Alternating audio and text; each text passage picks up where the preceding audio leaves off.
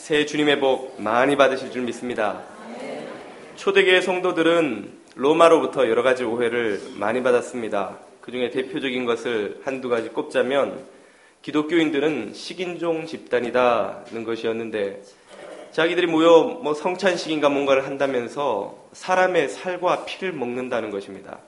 그래서 이 사람들은 식인종이 틀림없구나 하는 오해를 받았고, 또 한 가지를 들자면 기독교인들은 근친상간을 하는 부도덕한 집단이다 하는 것이었습니다. 분명히 부부였는데 기독교인이 되더니 얼마 있다가 서로를 형제님, 자매님 이렇게 부르는 거예요. 원래 남매였는데 결혼을 했나? 그러니까 이 사람들은 근친상간을 하는 사람들이 틀림없구만. 이런 오해를 받고 핍박의 원인이 되기도 했습니다. 그리스도인들이 서로를 형제요, 자매요 라고 부르는 것은 2000년 동안 아름다운 전통입니다. 왜 우리는 그리스도인들을 같은 아버지 어머니를 갖지도 않았는데 형제요, 자매라고 부릅니까? 그 이유는 성경이 우리가 바로 하나님을 아버지로 하고 예수님을 큰형님과 큰오라버니로 하는 거대한 영적 가족이라고 말씀하시기 때문에 그런 것입니다. 히브리서 3장 6절 말씀을 표준세번역으로 보면 이렇게 선포하십니다. 그러나 그리스도께서는 아들로서 하나님의 집을 성실하게 돌보셨습니다. 우리가 그 소망을 두고 확신과 자랑을 지니고 있으면 우리는 하나님의 가족입니다. 여기뿐 아니라 디모데전서 3장 15절 말씀은 또한 이렇게 선포하십니다. 내가 늦어지면 그대로 하여금 하나님의 가족 가운데서 사람이 어떻게 처신해야 하는지를 알게 하려는 것입니다. 그 가족은 살아계신 하나님의 교회요 진리의 기둥과 터입니다. 또한 로마서 8장 29절은 이렇게 선포하십니다. 하나님께서는 미리 하신 사람들을 택하셔서 당신의 아들의 형상과 같은 모습이 되도록 미리 정하셨으니 이것은 그 아들이 대가족 안에서 맏아들이 되게 하시려는 것입니다. 예수님은 큰형님이다 이 말이죠. 또한 큰오라버니다. 우리가 예수님을 형님, 예수님 오라버니라고 부르는 것이 전혀 불경한 것이 아니고 지극히 성경적인 것이죠. 예수님은 심지어 제자들을 향해서 내가 이제는 너희들을 향하여 더 이상 종이라 부르지 않고 친구라 하노니, 친구는 이름 부르는 게 친구 아닙니까? 예수 님 이렇게 떼일 수는 없고 하여튼 아주 친밀하게 부를 특권을 우리에게 주셨다는 것이죠. 친구로 부를 수도 있는 분이 예수님이라면 형님이라고 부르고 오빠라고 부르는 것이 어째서 안 되겠습니까? 성경이 그분이 큰형님이라고 말씀하시는데, 오늘 우리가 읽은 본문을 표준 세번역으로 읽어보면 에베소서 2장 19절은 또 이렇게 말씀하십니다. 그러므로 이제부터 여러분은 외국 사람이나 나그네가 아니요 성도와 같은 시민이요 하나님의 가족입니다. 개역 성경에는 권속이라고 나오지만 그 말은 가족이라는 뜻이지요. 교회는 거대한 영적 가족입니다. 이 세상 어떤 가족보다 거대하고 존귀하고 영원하고 아름다운 하나님의 가족이라는 것이죠. 초대교회 성도들은 이 진리를 깨달았고, 그래서 이 진리에 속하는 것을 얼마나 영광스럽게 여겼든지 그 가족됨을 인하여서 어떤 대가를 치르는 것도 두려워하지 않았습니다. 그들은 하나님의 가족이 되기 위해서 이 세상의 가족들로부터 쫓겨나는 위험을 감수하기도 하였습니다.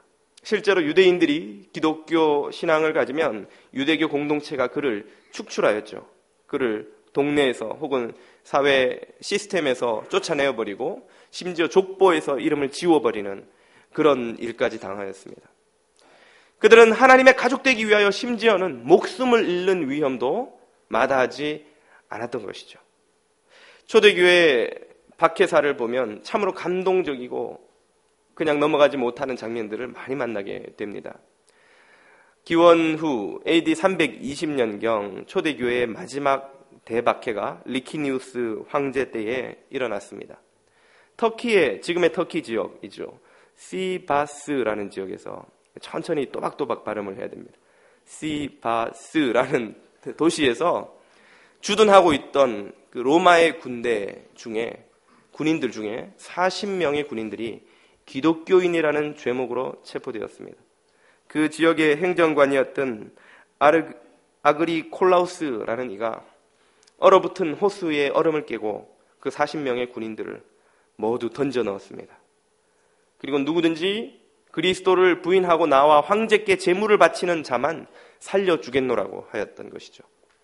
40명의 젊은 그리스도인 군인들은 서로를 부둥켜 안고 찬송과 기도를 부르면서 냉기에 서서히 몸이 식어가는 것을 느끼며 한 명씩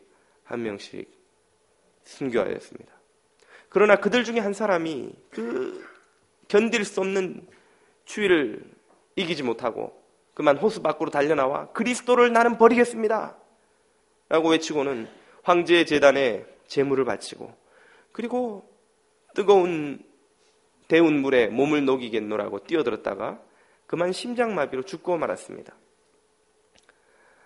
형제를 잃은 39명의 남은 그리스도인들은 서로가 서로를 격려하며 하나님을 찬양하며 아름답게 신앙을 지키자라고 힘을 주고받으며 한 명씩 순교하였습니다. 그들이 모두 순교하는데 6일이 걸렸다고 기록하고 있습니다. 그런데 그 그리스도인들이 죽어가는 장면을 보면서 지키던 군인 중 한 사람이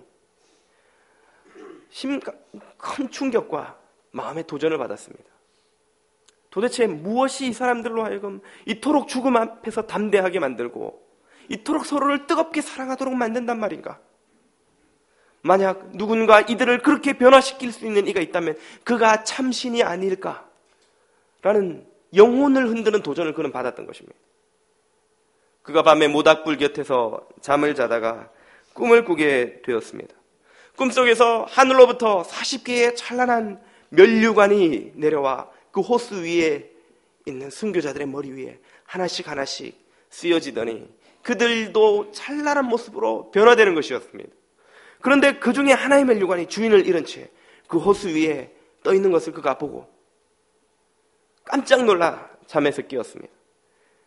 그는 즉시 옷을 벗어던지고 그 호수를 향하여 뛰어들며 외치기를 나도 그리스도인이 되겠습니다. 나에게 그 면류관을 주십시오. 나도 그리스도인이 되어 참 하나님을 섬기겠습니다. 39명의 남은 순교자들은 갑작스럽게 얻은 회심자를 부둥켜 안고 하나님께서 그에게 긍휼을 주시기를 기도하며 함께 순교의 영광에 들어갔던 것입니다. 초대교회 그리스도인들은 하나님의 가족 되는 것의 영광을 깨달았던 사람입니다.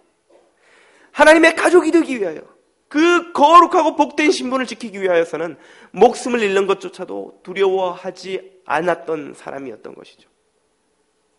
그들의 모습은 오늘 우리가 속한 이 하나님의 가족됨이 얼마나 영광스럽고 얼마나 복된 신분인지를 우리에게 알려줍니다. 우리는 이 세상에서 보잘것없는 남보다 조금 나은 조직에 들어가거나 어떤 신분을 얻어도 얼마나 자부심을 가지는지 모릅니다. 서울대를 나왔고 하버드를 나왔고 삼성의 직원이고 마이크로소프트의 임원이고 청와대나 백악관에서 일하는 사람이라면 우리가 그 사실로 인해서 얼마나 자부심을 가지겠습니까? 얼마나 나 자신을 귀하게 여기고 내가 남들보다 얼마나 괜찮은 사람인지를 자랑스럽게 여기겠습니까?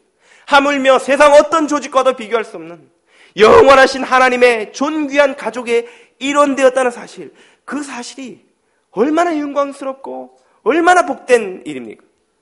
그것은 값으로 도저히 환산하거나 깨달을 수 없는 것입니다. 우리가 가진 무엇을 준들 그 하나님의 가족되는 멤버십을 살 수 있겠습니까? 이 세상의 모든 보화를 다 모은다 할지라도 그 멤버십 단 한 장을 사지 못할 것입니다. 그 멤버십은 오로지 이 우주에서 단 하나의 고귀하고 값져서 그 값을 헤아릴 수 없는 하나님의 독생하신 아들 예수 그리스도의 보혈의 값 말고는 그 멤버십을 살 수 있는 비싼 보화는 없다는 것이죠. 예수 그리스도는 그 보혈을 흘리셔서 우리에게 하나님의 가족되는 멤버십을 주셨습니다. 우리를 피값으로 사셔서 당신의 자녀 되게 하시고 당신의 동생 되게 하시고 하나님의 가족 되게 하신 것이죠. 그러므로 오늘 우리 자신이, 그리고 내 옆에 있는 이 가족이, 또 성도들이, 교우들이 얼마나 존귀한 자들인지, 아니 얼마나 몸값이 비싼 존재들인지를 깨달아야 됩니다. 비싼 몸입니다. 비싼 몸. 함부로 대할 수 없는 몸이라는 것이죠. 한 2주 전에 제가 아내와 다투고 났더니 아내가 제게 하는 말이, 여보, 당신 나한테 그렇게 함부로 하면 안 돼. 난 그렇게 막 할 수 있는 여자가 아니야. 그래서 제가 깨달았습니다. 그렇구나. 당신이 그렇게 비싼 몸인지 몰랐어요. 그때는 다투는 분위기에서 좀 조롱하듯이 한 말이었지만 저도 모르게 진리를 선포하였던 것이군요. 여러분, 아내가 얼마나 요리를 잘하든 못하든 상관없이, 남편이 얼마나 돈을 많이 벌어오든 상관없이, 여러분의 배우자가 얼마나 비싼 몸인지를 알아야 됩니다. 여러분의 자녀가 얼마나 속을 썩이든 상관없이 얼마나 비싼 몸인지를 깨달아야 됩니다. 우리 사랑하는 교우 여러분들, 이 사람이 좀 교양이 있든 없든, 좀 잘하든 못하든 상관없이 얼마나 비싼 몸인지를 깨달아야 됩니다. 그걸 깨닫는다면 우리 자신에 대한 태도나 우리의 관계나 우리의 삶이 완전히 근본적으로 바뀌게 될 것입니다. 이렇게 한번 말해 주십시오. 당신이 그렇게 비싼 몸인지 몰랐어. 예? 옆에 있는 분에게 한번 말씀해 주세요. 특히 배우자에게는 꼭 말씀하셔야 됩니다.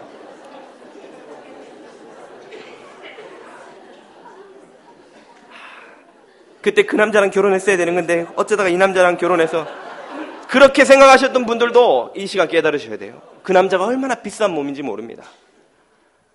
이 세상 어떤 재벌에서 큰 무슨 비즈니스나 스포츠에서 스카웃 해갈 수 없는 그런 존귀하고 비싼 몸이 우리의 가족이요, 우리의 형제자매요, 우리의 교우라는 것을 우리가 정말 깨달아야 됩니다. 가족은 이 세상 모든 조직과 완전히 다른 차원의 공동체입니다. 세상 모든 조직, 공동체는 기능을 목적으로 합니다. 학교는 공부를 잘해야 환영받는 곳이죠. 회사에서는 돈을 잘 벌어다 줘야 환영받습니다. 군대에선 적을 잘 막아야 그 군인이 환영을 받는 것이죠.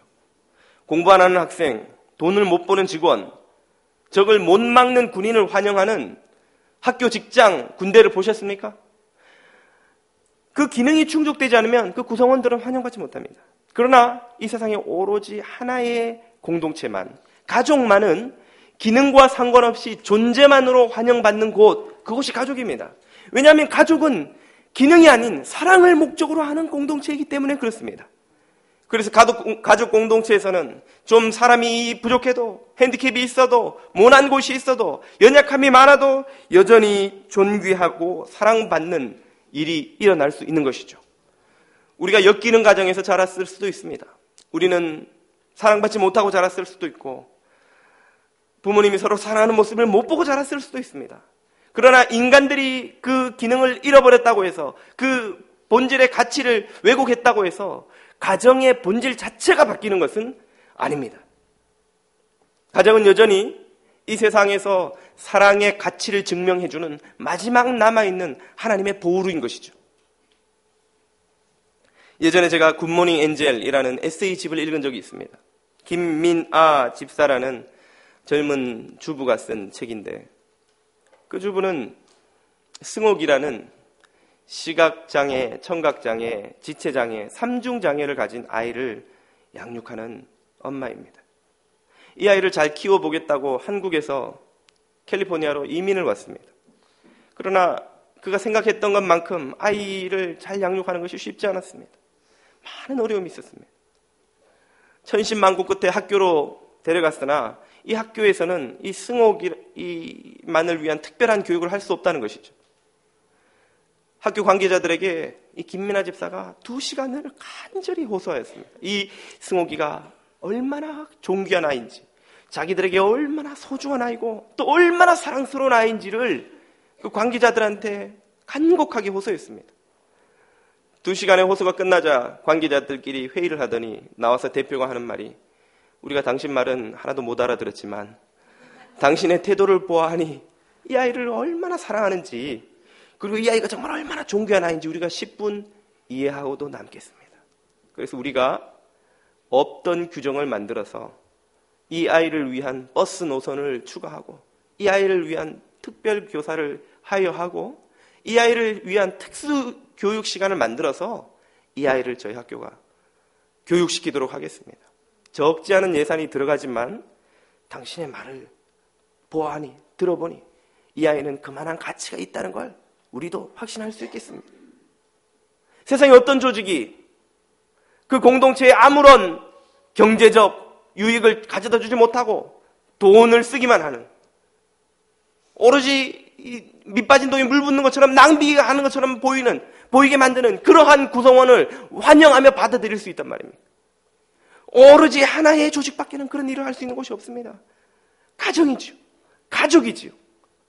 김민아 집사는 그 결과를 받아들고 집으로 돌아오며 눈물을 펑펑 흘리며 하나님께 감사의 찬양을 돌렸다고 합니다. 이토록 존귀한 아이를 나에게 주신 하나님께 찬양을 드렸습니다.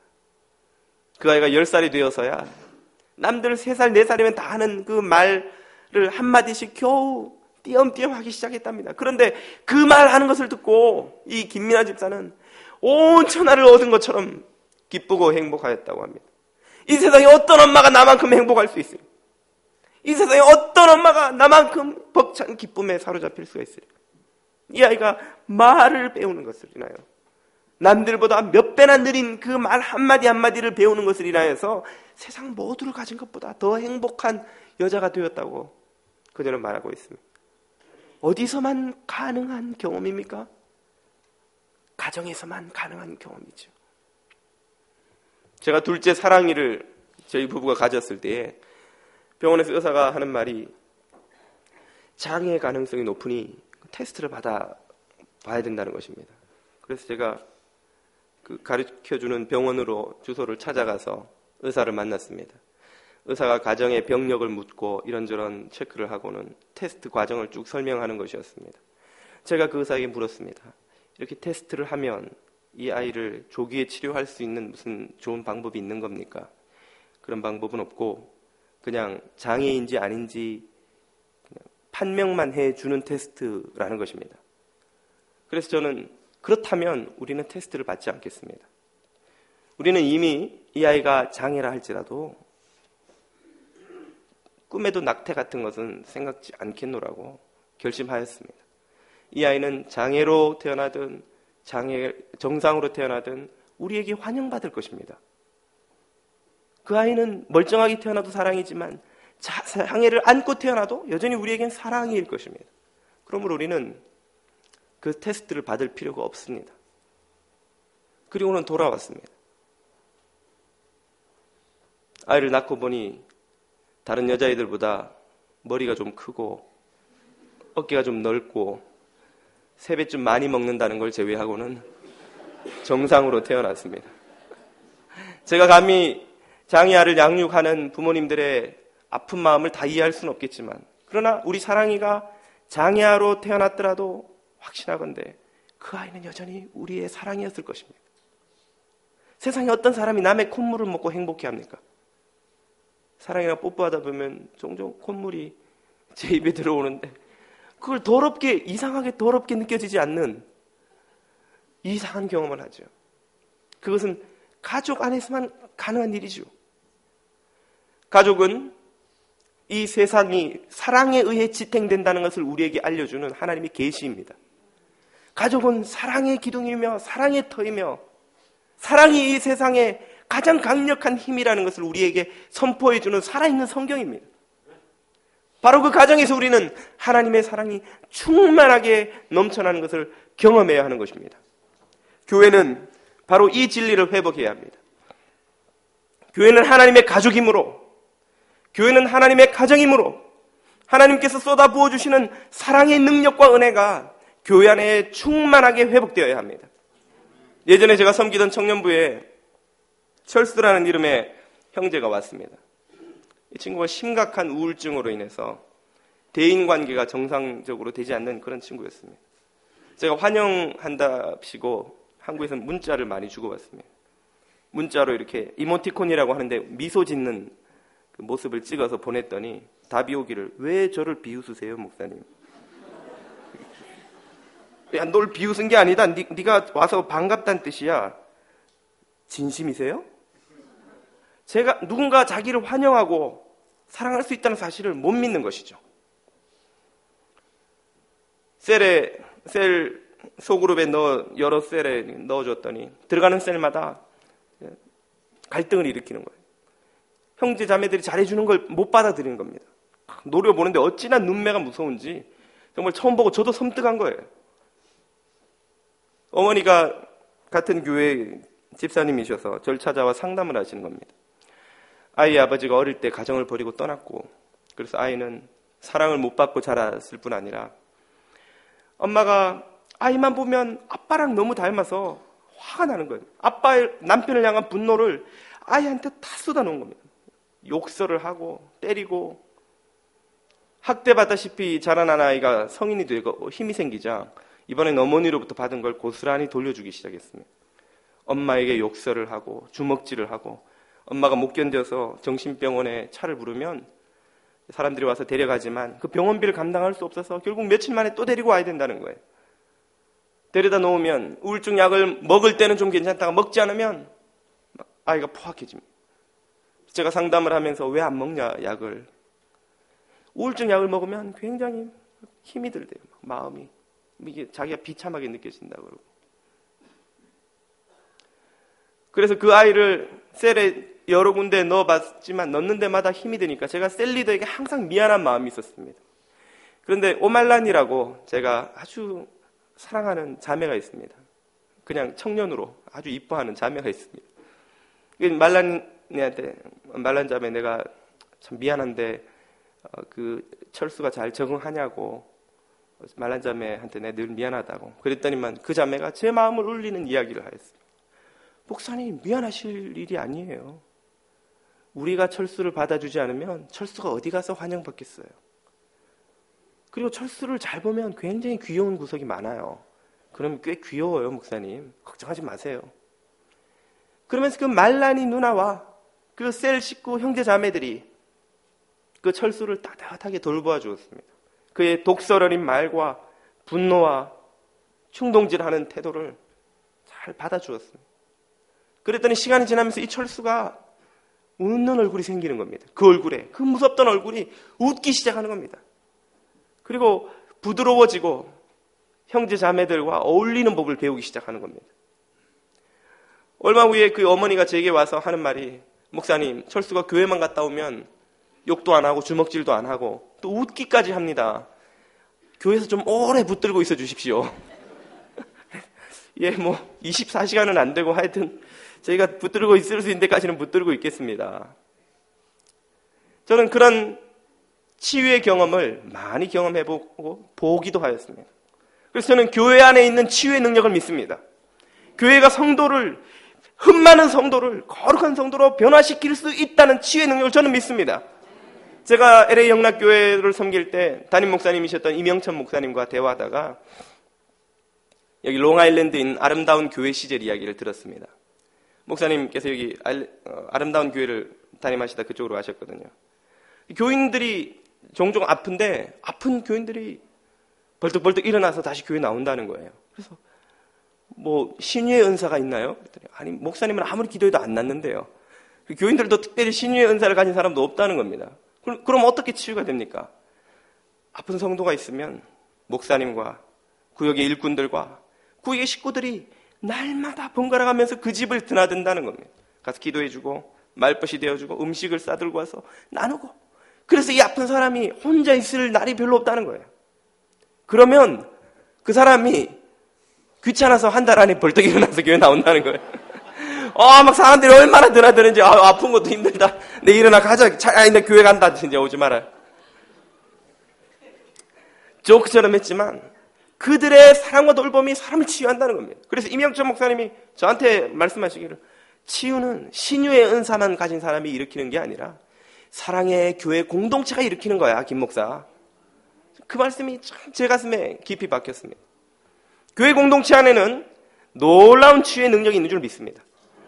아픈 자들, 병든 자들, 몸이 아픈 이들뿐 아니라 마음이 아픈 이들, 영혼이 병든 이들도 교회에 오면 치유받고 회복될 수 있습니다.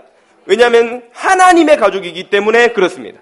하나님이 두신 사랑과 능력이 교회 공동체의 섬김 안에 충만하기 때문에 그들의 손길과 그들의 말과 그들의 축복의 기도가 사람을 치유하고 살리는 줄 저는 확신히 믿습니다. 우리 교회에 그런 능력이 충만하기를 축원드립니다. 로마서 15장 1절 말씀은 이렇게 말씀하십니다. 믿음이 강한 우리는 믿음이 약한 사람들의 약점을 돌보아 주어야 합니다.